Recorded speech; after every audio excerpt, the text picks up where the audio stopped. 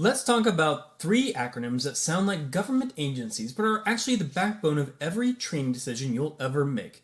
MED, MRV, MTD, which is basically minimum effective dose, maximum recoverable volume, and maximum tolerable dose.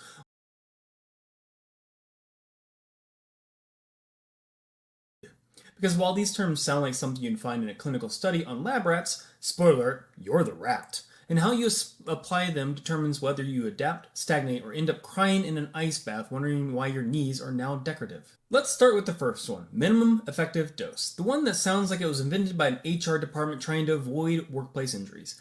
Minimum effective dose is the smallest amount of training stress required to produce a desired physiological adaptation. It's the equivalent of asking, what's the least amount of work I can do and still trick my body into changing?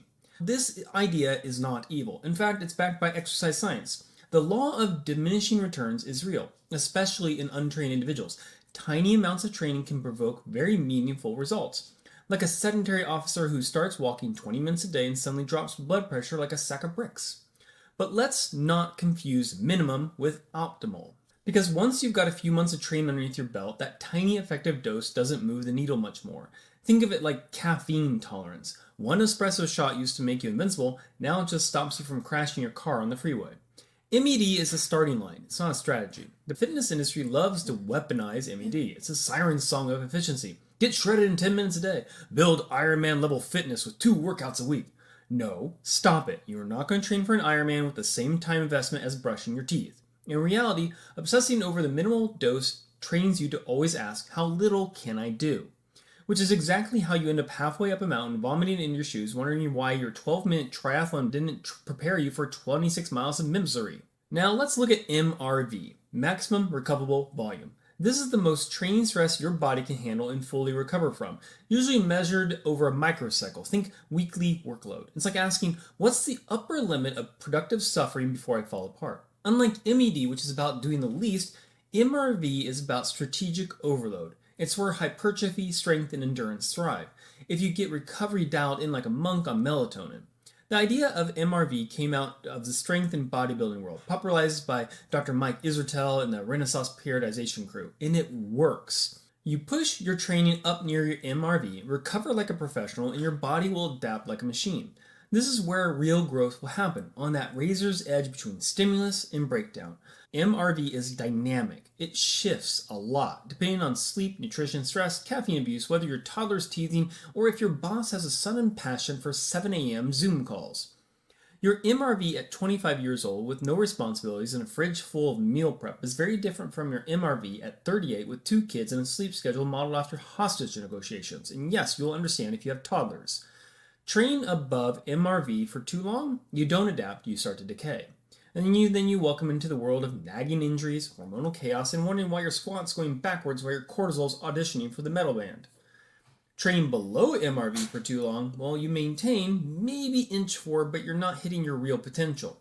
MRV is not just a ceiling, it's a moving target, a sweet spot of maximum productivity work as long as recovery keeps pace. And now we arrive at MTD. Maximum tolerable dose. This one didn't actually come from the gym. It came from toxicology, where it describes the highest dose of a drug or poison that doesn't kill the subject. And somehow athletes looked at that and went, oh yeah, that sounds like a good training philosophy. I did that. I still do that sometimes. But anyways, in fitness terms, MTD is the most stress your body and mind can absorb before something explodes, without necessarily being able to fully recover from it in short term. It's not sustainable and it's not recommended for most, maybe in the short term. It's what you use when you're preparing for war, not your cousin's beach wedding. MTD isn't where you live, it's where you visit. It's a controlled dive into the red zone, used sparingly to forge mental and physiological resilience. It's hell, but with a recovery plan. And yet MTD is also the territory of ultras, Ironmans, and Goggins-level sufferfests. You don't complete a 100-miler off of MED. You don't earn a CrossFit Games spot living at MRV. You go to the edge of sanity, you stare into the abyss, and then you eat a banana and keep going.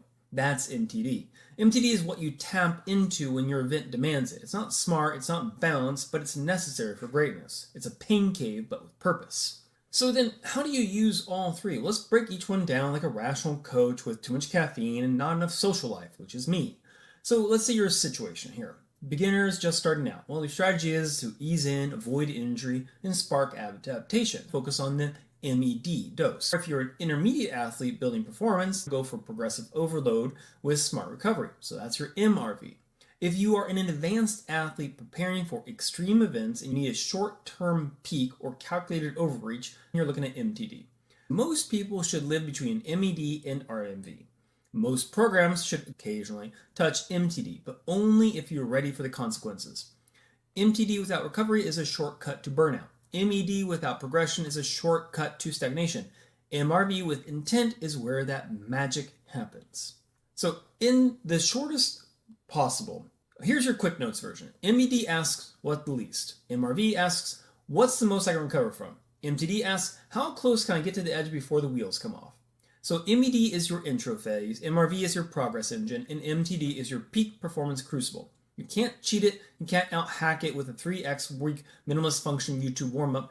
You're not building elite performance by skipping articles about 10-minute HIIT workouts that trick yourself into busy professionals. You're not building elite performance by skimming articles about 10-minute HIIT tricks for busy professionals. If you want results, learn to live at MRV and visit MTD like a man with a plan. The reason why so many people don't hit their goals isn't because they're lazy or don't understand training thresholds. They either underdose or chase comfort with MED, or they overdose hammering MTD without understanding that they're writing recovery checks they can't catch.